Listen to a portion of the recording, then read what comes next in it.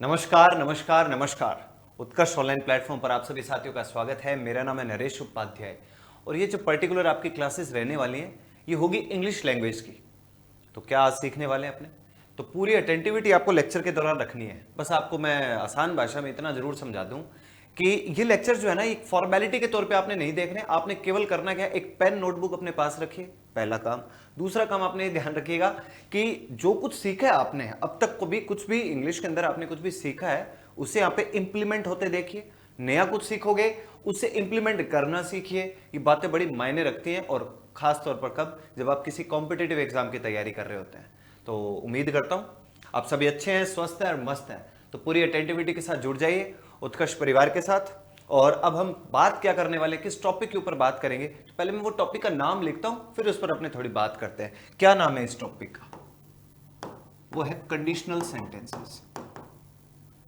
Conditional sentences ये particular part है जिसे आज हम है जो कवर करेंगे। ये क्या टॉपिक है, क्या इस पे आपने बात करनी है, क्या फॉर्मेट है।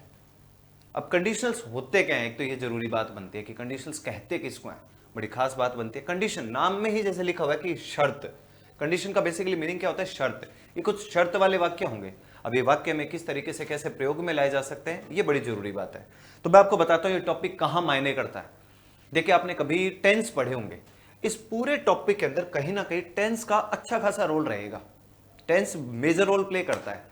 ध्यान से सुनिएगा। बेसिक 3 फॉर्मेट बनते हैं कंडीशनल सेंटेंसेस के। तो पहले हम कुछ थ्योरेटिकल बात करते हैं, फिर उससे संबंधित कुछ सेंटेंसेस के बारे में बात करेंगे। आप चाहे कोई सा भी कॉम्पिटेटिव एग्जाम दे लीजिए, जहां पर इंग्लिश के क्वेश्चन आने होते हैं वहां कंडीशन से संबंधित वो प्रश्न कहीं ना कहीं से दे ही देता है। टेंस तक में कंडीशंस का फॉर्मेट अप्लाई कर देता है। तो चलिए पहले बेसिक बात करते हैं कि कंडीशनल सेंटेंस होते किस प्रकार से, क्या है ये, अर्थ क्या बनता है इनका। आपको आमतौर पर बताऊं, शर्त वाले वाक्य होते हैं। 3 प्रकार की शर्तें हैं, बेसिकली 3 शर्तें हैं। समझते हैं कैसे। एक शर्त का तो इन्होंने नाम रखा हुआ है ओपन कंडीशन, या फिर इसको आमतौर पर कहते हैं प्रोबेबल कंडीशन। ओपन भी कह सकते हो या फिर प्रोबेबल कंडीशन कह सकते हो। या फिर इस कंडीशन का नाम क्या कहा जा सकता है? Factual condition. Factual condition. समझते हैं क्या है ये शर्त। दूसरा नाम पता करेंगे, फिर हम तीनों के ऊपर बात करेंगे। पहली कंडीशन है ओपन या फिर प्रोबेबल या फिर फैक्चुअल कंडीशन। दूसरी जो शर्त है उसका नाम अपने मानकर चलते हैं हाइपोथेटिकल। हाइपोथेटिकल। हाइपोथेटिकल भी नाम हो सकता है, इनप्रोबेबल भी नाम हो सकता है, पर मैं फिलहाल के लिए हाइपोथेटिकल रख लेता हूं क्योंकि हाइपोथेटिकल मीनिंग मायने रखता है। मीनिंग खुद अपने आप का अच्छा खासा वेटेज रखता है, वैल्यू रखता है। हाइपोथेटिकल कंडीशन ये होगी अपने पास हाइपोथेटिकल कंडीशन। और फिर आती है तीसरी शर्त अपने पास। उस शर्त का नाम क्या है? इम्पॉसिबल। इम्पॉसिबल या फिर आप कह सकते हो रिजेक्टेड कंडीशन। इम्पॉसिबल या फिर रिजेक्टेड कंडीशन। थ्योरेटिकल बात करना जरूरी है, तभी आप इनका काम समझेंगे। पहले आप इनका फॉर्मेट समझिए, फिर इनका काम देखते हैं सेंटेंस के अंदर। देखिए ओपन प्रोबेबल फैक्चुअल कंडीशन। देखिए कोई भी ऐसी शर्त आपके सामने रखी जाएगी, खुली आपके सामने चुनौती है। किसी शर्त को पूरा करने का समय बेसिकली अगर हमारे पास रहता है, मान लीजिए कोई व्यक्ति आपसे कहता है कि अगर तुम मेहनत करते हो तो तुम पास हो जाओगे। शर्त क्या है? करो मेहनत, हो जाइए पास। भी उस एग्जाम के अंदर अगर आपको पास होना है तो मेहनत करने का समय फिलहाल आपके पास है, तो करिए मेहनत, हो जाइए पास। प्रोबेबल का भी मतलब कहता है संभावित, उस शर्त को पूरा करने की संभावनाएं हैं आपके पास। और फैक्चुअल नाम कहां मायने रखता है? तथ्यात्मक बातें जहां पर होती हैं। फैक्चुअल का मतलब कहता है तथ्यात्मक जो सेंटेंसेज होते हैं ना वहां। जैसे मान लीजिए अगर अपने कहते हैं कि अगर हम पानी को 100 डिग्री पर गर्म करते हैं उबल जाता है, ये क्या हुआ? फैक्ट, तथ्य हुआ। तो ऐसे सेंटेंस की जो ये शर्त है ना, इसको क्या कहते हैं? ओपन या फिर प्रोबेबल या फिर फैक्चुअल कंडीशंस। इनमें नियम क्या लगता है, क्या फॉर्मेट होगा, अभी थोड़ी देर में बात करते हैं। और याद रखिएगा सबसे बढ़िया बात क्या है कंडीशनल सेंटेंसेस की, कि ये एग्जाम के अंदर कंफ्यूज कम करते हैं, क्योंकि 2 क्लोज इसके अंदर बन रखे होंगे। क्लोज का मतलब 2 हिस्से, 2 भाग बन रखे होंगे। एक भाग एग्जाम के अंदर मोस्ट प्रोबेबली कंप्लीट करके देता है। तो जब एक भाग कंप्लीट करके दे रहा है, दूसरे की पहचान होना आसान हो जाता है। फिर एक आता है, कहता है हाइपोथेटिकल या फिर इम्प्रोबेबल कंडीशन। हाइपोथेटिकल एक शब्द है, बहुत प्यारा शब्द है, वन वर्ड भी है, काम आएगा कभी। हाइपोथेटिकल का मतलब कहता है इमेजिनरी, काल्पनिक। हाइपोथेटिकल का मतलब भी क्या बनता है? बेसिकली काल्पनिक। याद रख लीजिएगा, बात काम की भी है, वन वर्ड भी है, इसलिए लिख देता हूं काल्पनिक। काल्पनिक कंडीशन। एक तो इम्प्रोबेबल, और एक हाइपोथेटिकल। हाइपोथेटिकल का मतलब ये मैंने इधर लिख दिया भाई, काल्पनिक। तो काल्पनिक कोई शर्त हो, उदाहरण के तौर पर कभी ना कभी आपने अपने स्कूल में कॉलेज में सेंटेंस जरूर सुना होगा, अंग्रेजी कभी पढ़ा होगा तो आपके सामने आएगा। हाइपोथेटिकल का मतलब जैसे सेंटेंस आपको मैं बताता हूं, अगर मैं एक पक्षी होता तो मैं आसमान में उड़ता, है क्या वो पक्षी? नहीं है, तो कहां से आसमान में उड़ेगा? ये फॉर्मेट हो गया। और एक अपने पास इम्पॉसिबल और रिजेक्टेड कंडीशन, जिस शर्त को पूरा करने का समय हमारे हाथ से जा चुका, जिस शर्त को कंप्लीट करने का, पूरा करने का समय हमारे हाथ से जा चुका है। जैसे अगर मेरे पिताजी दिल्ली गए होते तो मेरे लिए किताबें लेकर आते, ना पिताजी दिल्ली गए ना किताबें आई, मतलब यह शर्त को पूरा करने का समय आपके हाथ से जा चुका। ये फॉर्मेट है जी, इसको दिमाग में रख लेना है। तो चलिए तुरंत बेसिक तौर पर इसके फॉर्मेट जो आपने समझे अपने, इनके ऊपर थोड़ी बातचीत करते हैं कैसे पैटर्न बनेंगे। तो ये आप है जो नोट डाउन करिएगा, नाम है। नो डाउट आपसे एग्जाम के अंदर कोई नाम तो नहीं पूछ रहा, लेकिन काम तो पूछेगा ना। अब हम काम पता करने वाले। ऐसे सेंटेंसेस का ना आप यूं समझ लीजिए, इफ क्लोज रहता है। ऐसे सेंटेंस के अंदर क्या रहेगा? एक इफ क्लोज रहेगा। ये एक ऐसे क्लोज हुआ पूरा का पूरा, फिर यहां आया, फिर यहां बड़ा सेंटेंस। इस एक क्लोज जो रहेगा उसे कहते हैं इफ क्लोज, मतलब जिसमें इफ लिखा रहता है। इफ को आप याद रखिएगा, इफ का हिंदी मीनिंग क्या होगा? यदि। इफ का हिंदी मीनिंग होगा यदि। अगर आपको एग्जाम के अंदर इफ का प्रयोग नहीं कर रखा तो पूरी संभावना बनती है कि वो किसका प्रयोग कर सकता है भी? प्रोवाइडेड दैट का भी। प्रोवाइडेड दैट, इसको भी याद रख लीजिएगा। मैं आपसे कॉमन पूछता कि प्रोवाइड का मतलब क्या होता है, तो आप मुझे क्या बताएंगे? उपलब्ध करवाना। लेकिन प्रोवाइडेड दैट, अगर इफ के स्थान पर प्रोवाइडेड दैट लिखा हुआ आ जाए तो याद रखिएगा उस प्रोवाइडेड दैट का भी मीनिंग क्या बनता है? यदि ही बनता है। तो इफ के बाद एक क्लोज कंप्लीट होगा, उसके बाद एक अगला क्लोज होगा। ये मैंने आपको एक तरीके से यूं मान लीजिए, ये डिजाइन बनाकर मैं आपको केवल ये समझाना चाहता हूं। एक इफ क्लोज होगा और एक इधर दूसरा जो सबऑर्डिनेट क्लोज होगा, वो यहां पर आपको या तो ये क्लोज कंप्लीट करके देगा या फिर ये क्लोज कंप्लीट करके देगा। तो चलिए एक काम करते हैं, तीनों कंडीशंस में कौन सा किस तरीके का फॉर्मेट अप्लाई किया जाता है, कैसा क्या रूल फॉलो किया जाता है, वो पता कर लेते हैं। चलिए मैं आपको समझाता हूं कैसे क्या कंडीशन लगी। सबसे पहले पहली कंडीशन के बारे में बात करते हैं। सबसे पहले अपने पास पहली कंडीशन, जिसका नाम क्या है? Open condition, factual condition. इस शर्त में क्या रहेगा भाई? आपको याद रखना है इफ। इफ के बाद अगर आपको दे रखा हो सिंपल प्रेजेंट, इफ के बाद क्या दे रखा होगा आपको? Simple present. तो जो नेक्स्ट क्लोज होगा ना, एरो का मतलब समझ के रखिएगा, नेक्स्ट क्लोज, अगला हिस्सा, अगला भाग। तो इफ के बाद अगर सिंपल प्रेजेंट हो तो जो अगला क्लोज होगा ना, यहां पे आपके पास दो ऑप्शन है, या तो सिंपल प्रेजेंट ही, या तो सिंपल प्रेजेंट, और या फिर सिंपल फ्यूचर। या तो सिंपल प्रेजेंट और या फिर सिंपल फ्यूचर। ये शर्त है इसकी। ये अपनी कौन सी कंडीशन है?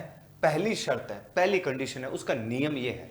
एग्जाम के अंदर चिंता मत करिए, इफ के बाद सिंपल प्रेजेंट देगा, यहां पर ब्लैंक रखा होगा, हम पहचान कर लेंगे कि भाई इफ के बाद सिंपल प्रेजेंट आया तो अगले क्लोज में क्या कुछ लगना चाहिए।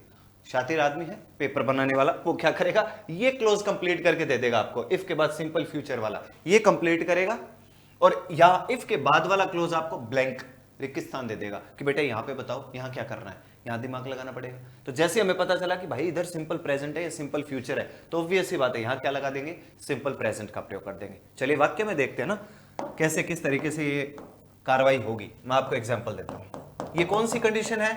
पहली कंडीशन है। इस कंडीशन का नाम क्या है? ओपन कंडीशन, फैक्चुअल कंडीशन या फिर प्रोबेबल कंडीशन। जैसे सेंटेंस हो, इफ यू वर्क हार्ड, सामान्य से सेंटेंस लिखता हूं, बहुत ही बेसिक सा। If you work hard, comma you blank, और वर्ब के नाते आपको ऑप्शन देता है पास द एग्जाम।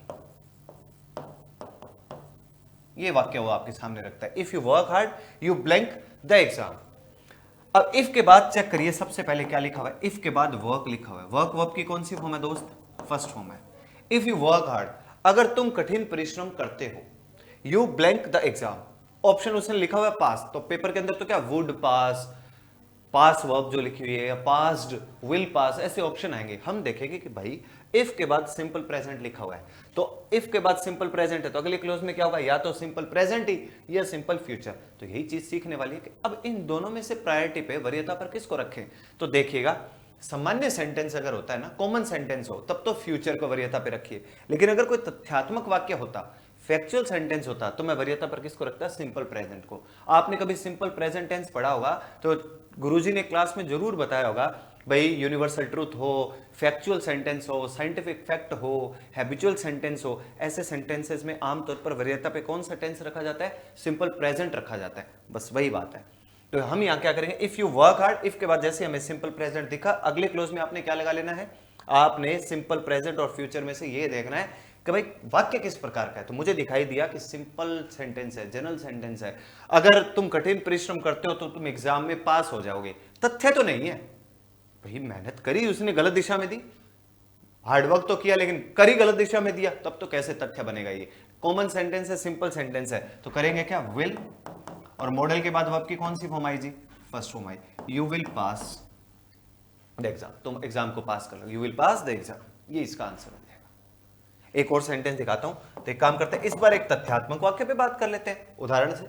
मान लीजिए सेंटेंस हो, if we heat butter, if we heat butter. Online जितने भी साथी साथ जुड़े हो उन सभी से मेरा निवेदन है, अटेंटिविटी पूरी रखिए, नोट डाउन जरूर करते रहिए, फॉर्मेलिटी नहीं करनी है, बात को थोड़ा समझना है, प्रयास करना है। जितने भी आप साथी साथ जुड़े हुए हैं पूरी मेहनत से चीजों को सीखना है, क्योंकि पढ़ा हुआ बेकार जा ही नहीं सकता, इम्पॉसिबल, काम आएगा आपके। इफ वी हीट बटर, ठीक है, if we heat butter it, और ये लीजिए जी, यहां आपको फुल स्टॉप लगा दिया और इसने लिखा हुआ है मेल्ट, या उसने आपको दे दिया कि भाई किसका क्या प्रयोग होगा, ये फॉर्मेट दिया, if we heat butter it blank. अब देखिए सेंटेंस किस प्रकार का ये, इफ वी हीट बटर, अगर हम घी को गर्म करते हैं, अगर हम घी को गर्म करते हैं तो इट ब्लैंक, और वर्ब के नाते उसने क्या दिया? मेल्ट। मेल्ट का मीनिंग क्या होता है? पिघलना। इसका अर्थ क्या होता है? पिघलना। अगर हम घी को गर्म करते हैं तो इट ब्लैंक, ये पिघल जाता है, घी को गर्म करने पर वो पिघल जाता है। सेंटेंस किस प्रकार का हुआ? तथ्यात्मक वाक्य हुआ, और तथ्यात्मक वाक्यों में टेंस कौन सा वरीयता पे रखना है? Simple present. यही चीज सीखने वाली थी। तो if we heat water it melt, it के बाद ध्यान रखिएगा वर्ब कभी भी लगाने पड़े इट के बाद तो वर्ब हमेशा चुनिएगा सिंगुलर। इफ के बाद कभी वर्ब की जरूरत पड़े तो वर्ब कैसे आनी है? सिंगुलर। तो मेल्ट के साथ क्या कर दीजिए? MELTS जोड़ दीजिए, ये आपका आंसर हो जाएगा। If we heat butter it melts, ये आपका आंसर है। बाई चांस 4 ऑप्शन आए, मेल्ट्स ऑप्शन में ही नहीं है, तब आप नो डाउट किसकी ओर जा सकते हो?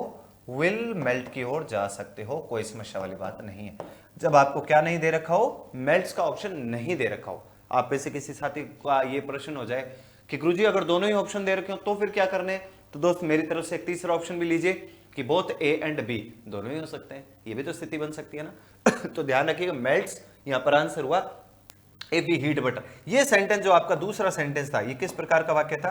ये फैक्चुअल सेंटेंस था, तथ्यात्मक सेंटेंस था, साइंटिफिक फैक्ट पर डिपेंडेंट सेंटेंस था, इसलिए हमने सिंपल प्रेजेंट को जो है वो वरीयता पे रख लिया। सामान्य सेंटेंस हो सिंपल फ्यूचर, फैक्चुअल सेंटेंस हो ये फॉर्मेट आपने अप्लाई लेना है, सिंपल प्रेजेंट वाला। ये हुई बात, क्लियर हुआ? नेक्स्ट पे चलते हैं, नेक्स्ट पैटर्न की ओर बढ़ते हैं, कैसे क्या फॉर्मेट रहेगा नहीं रहेगा। ये हो गई अपनी पहली कंडीशन। ये अपनी कौन सी कंडीशन थी? पहली कंडीशन थी, शॉर्ट फॉर्म में मैं फिलहाल आपको बता रहा हूं, है ना। अब चलते हैं अपने दूसरी कंडीशन की ओर। इस YouTube क्लास के माध्यम से आप इतने पैटर्न को जरूर यहां परमानेंट स्टोरेज में रख लीजिए, काम आएगा आपके। ये मैंने एक बार आपको बेसिक स्तर पर बातें बताई है, इनको दिमाग पे रखना। अब आते हैं दूसरी शर्त की ओर। दूसरी शर्त क्या हो सकती है? चलिए दूसरी शर्त, दूसरी कंडीशन, इफ में, इसमें क्या होगा जी? इफ के बाद सिंपल पास्ट दे रखा होगा। इफ के बाद क्या होगा? Simple past. इफ के बाद होगा सिंपल पास्ट। अगले क्लोज में क्या करना है जी? अगले क्लोज में वुड हो सकता है, शुड हो सकता है, कुड हो सकता है, या फिर माइट हो सकता है तो सारे मॉडल ही, बस मॉडल का पास्ट का पैटर्न है। मॉडल के बाद बेसिकली वर्ब की कौन सी फॉर्म आती है जी? फर्स्ट फॉर्म आती है। ये अपना पैटर्न बन गया जी आपका दूसरी कंडीशन। इस कंडीशन का नाम हमने क्या रखा है?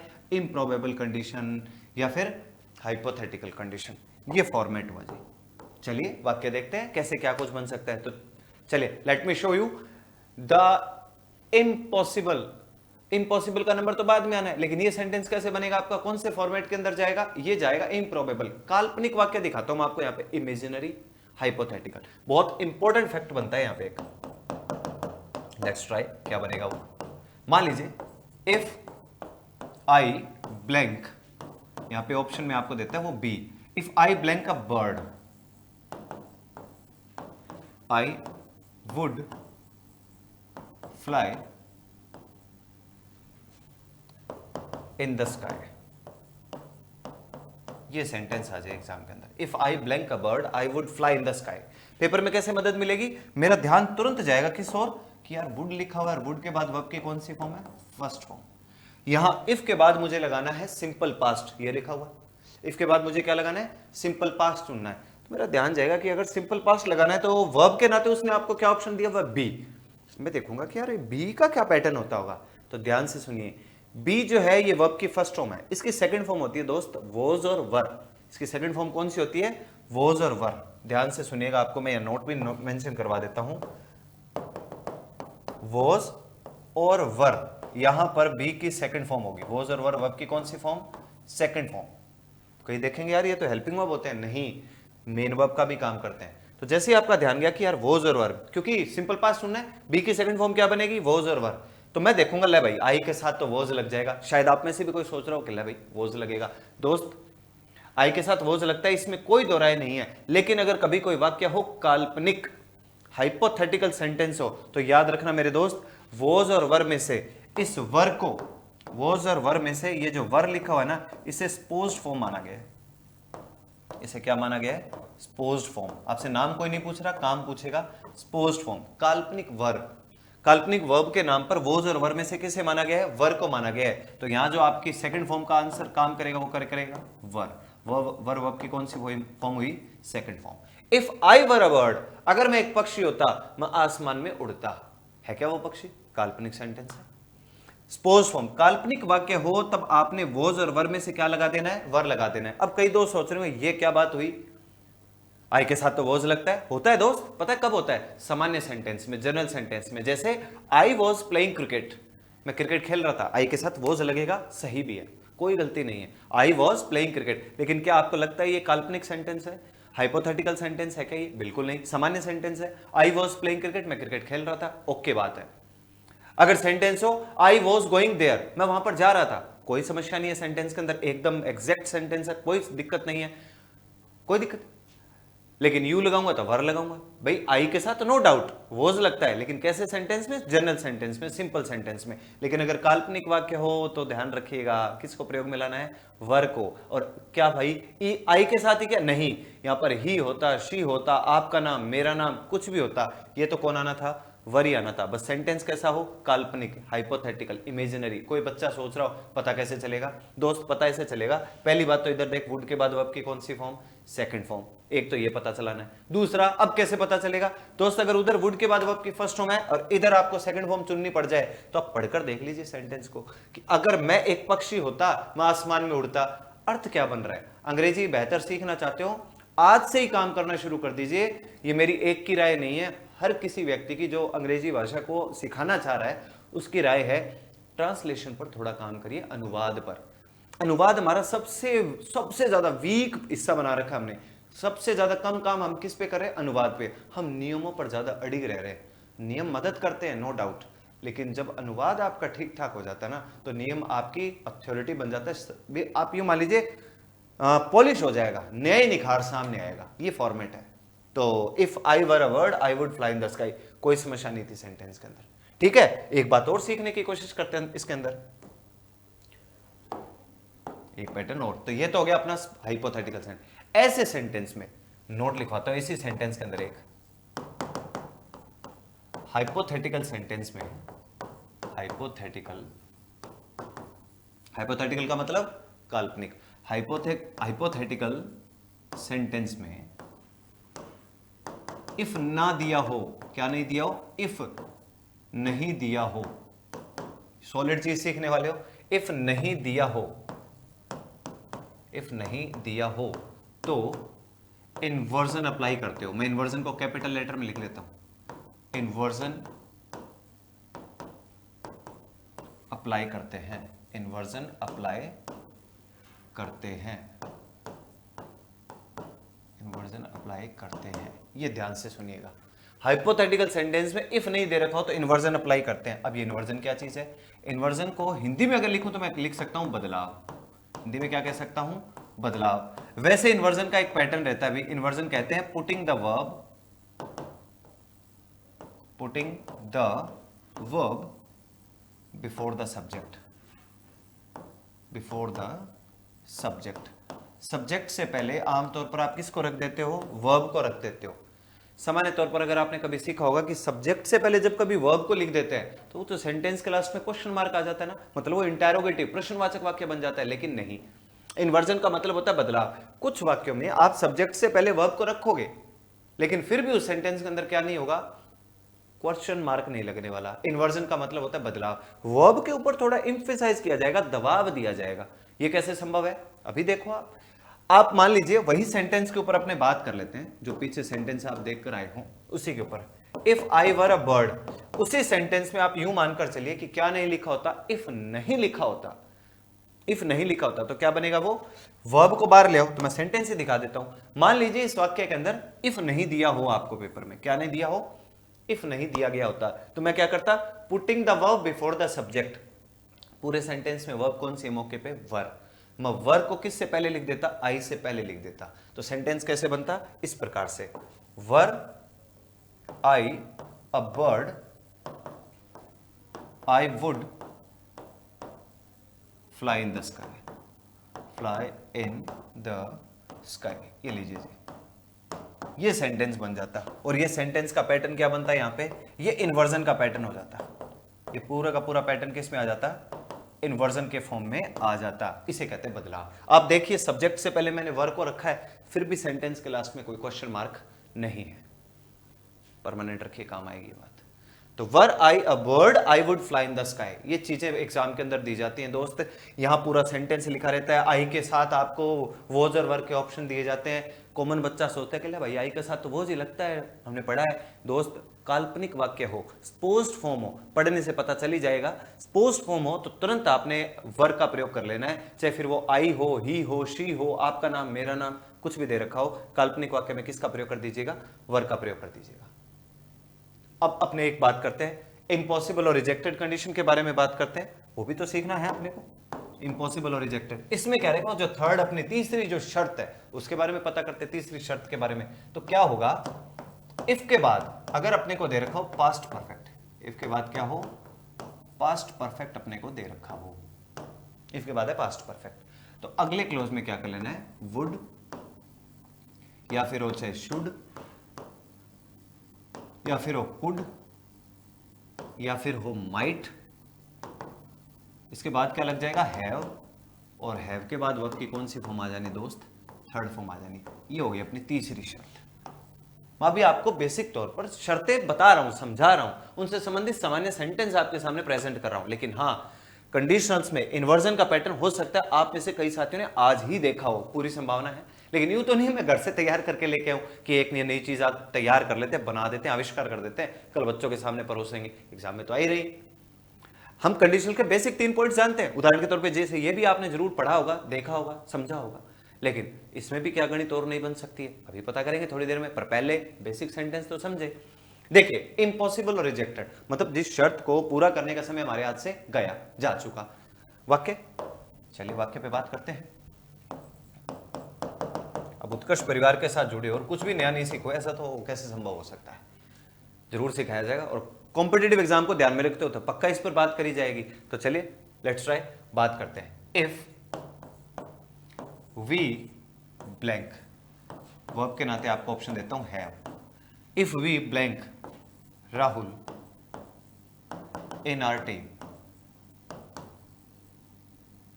कोमा वी वुड, कुड लगा लेते हैं, we could have won the match, we could have won the match easily। ये लो जी, मैं बहुत बार बच्चों के सेंटेंस करवाता भी हूं। If we blank Rahul in our team we could have won the match easily। अच्छी चीज को कितनी भी बार सिखाइए, कोई कमी नहीं आनी चाहिए उसके अंदर। If we blank Rahul in our team we could have won the match easily, ये सेंटेंस आ जाएगा पेपर के अंदर। 4 ऑप्शंस आपके सामने प्रस्तुत किए गए होंगे। अब आप में से भी कोई सोच रहा होगा गुरुजी ऑप्शंस दो, मैंने तो लिख दिया भाई ऑप्शन 1। इसके चाहे 4 बना लो, चाहे 5 बना लो, चाहे 10 बना लो, कितने भी ऑप्शन बना लो, आंसर तो कोई एक ही होगा। ये लो, ऊपर नियम है, नीचे पैटर्न है। जैसे होता है ना ग्रामर ट्रांसलेशन मेथड के अंदर रूल से आप एग्जाम्पल की ओर जाते हो, वही काम हो रहा है। ये रहा रूल और ये रहा आपके एग्जाम्पल, प्रयोग में आप ले आइए और आंसर बनाने का प्रयास करिए। बता भी दीजिए कि आपका आंसर होगा नहीं होगा। देखिए लेट्स ट्राई। इधर लिखा हुआ है कुड, फिर है हैव, और वर्ब की कौन सी फॉर्म है? Third form. वॉन वर्ब की कौन सी फॉर्म है जी? थर्ड फॉर्म है। जैसे मुझे ये पता चला कि ले भाई इधर कुड है प्लस हैव और वर्ब की थर्ड फॉर्म है, तो मुझे ये देखो ये क्लोज तो कंप्लीट कर रखा है, मुझे इफ के बाद क्या लगाना है? Past perfect. चलिए पास्ट परफेक्ट में लगता क्या है, पास्ट परफेक्ट टेंस में क्या अप्लाई किया जाता है जानते होंगे आप बेहतर। जिनको जानकारी है वेल डन, बहुत बढ़िया, वेरी गुड। जिनको नहीं जानकारी दोस्त, पास्ट परफेक्ट में लगता है हैड तो हेल्पिंग वर्ब और उसके बाद वर्ब की third form, had plus V third. जानते हैं आप? तो एक काम करता हूं, मैं लिखता हूं यहां पे आंसर हैड। मैंने क्या लिखा? हैड। ये तो लिख दिया मैंने अपनी तरफ से हेल्पिंग वर्ब, हैड लिख दिया हेल्पिंग वर्ब। अब मुझे चाहिए वर्ब की थर्ड फॉर्म, अब मैं लिखता हूं एक और हैड। इसमें ये जो एक हेड लिखा है ये तो है वर्ब की थर्ड फॉर्म, और ये हेड जो मैंने लिखा है ये है हेल्पिंग वर्ब। दो दो हेड आएंगे, कईयों को तो शायद दो दो हेड सूट नहीं करेंगे, जचेंगे नहीं, है दो दो हेड आ गए भाई। If we had Rahul in our team, तो दोस्त हैव जो है वो वर्ब की फर्स्ट फॉर्म है, हैड वर्ब की सेकंड फॉर्म है, हैड वर्ब की थर्ड फॉर्म भी होती है। बहुत सारे साथियों ने तो हैज या हैव या हैड को हेल्पिंग वर्ब का दर्जा दे रखा है, सहायक क्रिया का, इसके अलावा उन्होंने कभी देखा ही नहीं। मान लीजिए सेंटेंस हो आई हैव अ मार्कर, ये उदाहरण बहुत देता हूं बच्चों को, I have a marker, I have a marker, ये हैव क्या है? हेल्पिंग वर्ब है? कतई नहीं। आई हैव अ मार्कर, मेरे पास एक मार्कर है, ये हैव क्या है? यहां पर पॉसेसिव वर्ब, स्वामित्व दिखा रहा है, मेरा तुम्हारा इसका उसका। तो आई हैव अ मार्कर, मेरे पास एक मार्कर है, तो ये हैव यहां पर क्या है? एक तो पॉसेसिव वर्ब, वर्ब की फर्स्ट फॉर्म के तौर पे प्रयोग में लाया गया है। तो आई हैव अ मार्कर, यहां पर ये वर्ब था ना, मतलब पॉसेसिव वर्ब था। यहां पर if we had Rahul in our team, अगर हमारी टीम में राहुल होता, we could have won the match easily, हम आसानी से मैच को जीत सकते थे। ना राहुल उनकी टीम में था, ना वो मैच जीते। इस शर्त को पूरा करने का समय उसके हाथ से जा चुका, इसलिए इस शर्त का नाम क्या रख दिया गया है? इम्पॉसिबल और रिजेक्टेड कंडीशन। नाम आपसे शर्त का कोई नहीं पूछ रहा, काम पूछेगा, वो आपके सामने प्रस्तुत है। ये आ जाए पेपर में, यहां पे दो दो हेड, कई बच्चे तो इस चक्कर में नहीं लगाएंगे, उनके दो दो हेड जचेंगे नहीं कि यार जच नहीं रहा, जच गए। उत्तर है एक हेड हेल्पिंग वर्ब है और एक हेड वर्ब की थर्ड फॉर्म है। हैव की थर्ड फॉर्म क्या होती है? हेड। और एक हेड आपने कौन सा चुना भाई? हेड के बाद वर्ब की थर्ड फॉर्म भी तो लगानी थी, उसने ब्रैकेट में आपको वर्ब भी तो दिया था। ये फॉर्मेट था जी। अब समझिए आप एक बात को, अब है एक नोट मैं मेंशन करता हूं। अगर इम्पॉसिबल, इस शर्त का नाम क्या है? Impossible, impossible oblique rejected sentence में, रिजेक्टेड कंडीशन में, रिजेक्टेड कंडीशन में, फिर वही सीन है, इफ ना हो, क्या ना हो? इफ ना हो तो इन्वर्जन अप्लाई कर सकते हैं। तो इन्वर्जन, इन्वर्जन में कैपिटल लेटर में इसीलिए लिख रहा हूं ताकि थोड़ा आपका टेंशन जाए। इन्वर्जन अप्लाई कर सकते हैं, कर सकते हैं। ये लो जी, इंपॉसिबल और रिजेक्टेड कंडीशन में भी इफ नहीं है तो क्या अप्लाई कर सकते हैं? अपने इन्वर्जन अप्लाई कर सकते हैं। इन्वर्जन का मतलब putting the verb before the subject. बहुत सारे साथी, पूरी संभावना हो सकता है इन्वर्जन पहली बार पढ़ रहे हो, एकदम से इन्वर्जन समझ में नहीं आते, कोई बात नहीं, अपने आप को बाउंड करिए, थोड़ा सीखने का प्रयास करिए। कुछ सेंटेंस ऐसे होते हैं जिनके कुछ नियम हैं।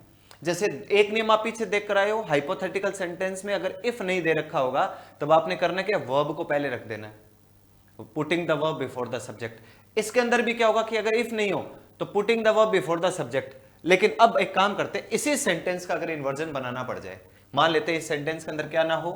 इफ नहीं हो, और आपको इसका इन्वर्जन बनाना हो इस सेंटेंस का, तो क्या बनाएंगे आप? प्लीज एक बार बोल कर देखिए आप, अगर इस सेंटेंस में इफ नहीं हो और आपको इन्वर्जन बनाना पड़े तो आप कैसे प्रयोग में लाते? करिए, करेंगे क्या भाई बच्चे? दो दो हेड छपे पड़े हैं, कोई फर्क नहीं पड़ता, हमें पता है एक हेड हेल्पिंग वर्ब और एक हेड वर्ब की थर्ड फॉर्म है। अब आप सोच रहे हो putting the verb before the subject. दोस्त, जब आपको हेल्पिंग वर्ब दे रखा हो ना, तब फिर सब्जेक्ट से पहले आप हेल्पिंग वर्ब को वरीयता पे रख लो। सब्जेक्ट से पहले किसको ले आओ? हेल्पिंग वर्ब को बाहर ले आइए, और उसके बाद किसका प्रयोग करिए? सब्जेक्ट का। उसके बाद जो भी वर्ब दे रखी हो, संबंधित वर्ब, उसको मेंशन करिए। तो अगर मुझे इसका इन्वर्जन बनाना होता तो मैं क्या करता? हेड हेल्पिंग वर्ब को बाहर लाता, मैं बनाता had we had. Had we had Rahul in our team, we could have won the match easily. लिख दूं? चलो, इन्वर्जन फॉर्मेट है इसका, had we had Rahul in our team, we could have won the match easily. ये लीजिए जी, इस sentence के अंदर मैंने जो हैड वी हैड किया है, ये फॉर्मेट क्या कहलाता है? ये इन्वर्जन कर दिया मैंने कैसा पैटर्न कर दिया है? इन्वर्जन पैटर्न कर दिया है। ये सब कुछ ओके है, ये पैटर्न है, इनको आपने जो है थोड़ा सा दिमाग में रखना है, ये काम करेगा। Had we had Rahul in our team, we could have won the match easily. एक ऐसे ही सेंटेंस आपको और देता हूं मैं एग्जांपल। एक एग्जांपल अपने पीछे कर चुके थे, ये दूसरा अपना एग्जांपल है। इफ माई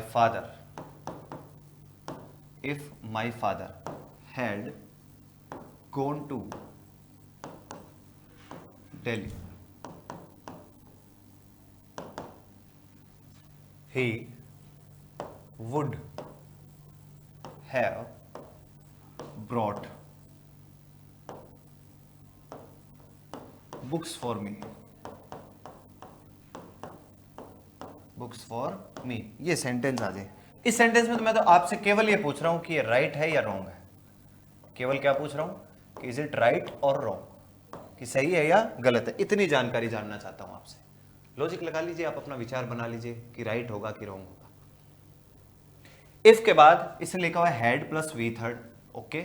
अगले क्लोज में इसने क्या करा है? वुड प्लस हैव, और वर्ब की कौन सी फॉर्म है? Third form, okay. पूरा सेंटेंस क्या है आपका? राइट है, कहीं कोई समस्या नहीं। इम्पॉसिबल और रिजेक्टेड कंडीशन है। अगर मेरे पिताजी दिल्ली गए होते तो वो मेरे लिए किताबें लेकर आते। एक चीज और सीख लीजिए, काम आएगी। कोई साथी सोचे, देखो एक तो होती है ब्रिंग, BRING, ब्रिंग वर्ब की कौन सी फॉर्म है दोस्त? First form. एक होता है BROUGST, ब्रॉट, ये वर्ब की कौन सी फॉर्म है दोस्त? Second form. और ये वर्ब की कौन सी फॉर्म है? थर्ड फॉर्म भी है, ये वर्ब की थर्ड फॉर्म भी है। ऐसी एक वर्ब होती है अपने पास BUY, मैंने तो ये ब्रिंग की थर्ड फॉर्म लिखी है। एक होती है बाई वर्ब की कौन सी फॉर्म है? फर्स्ट फॉर्म है।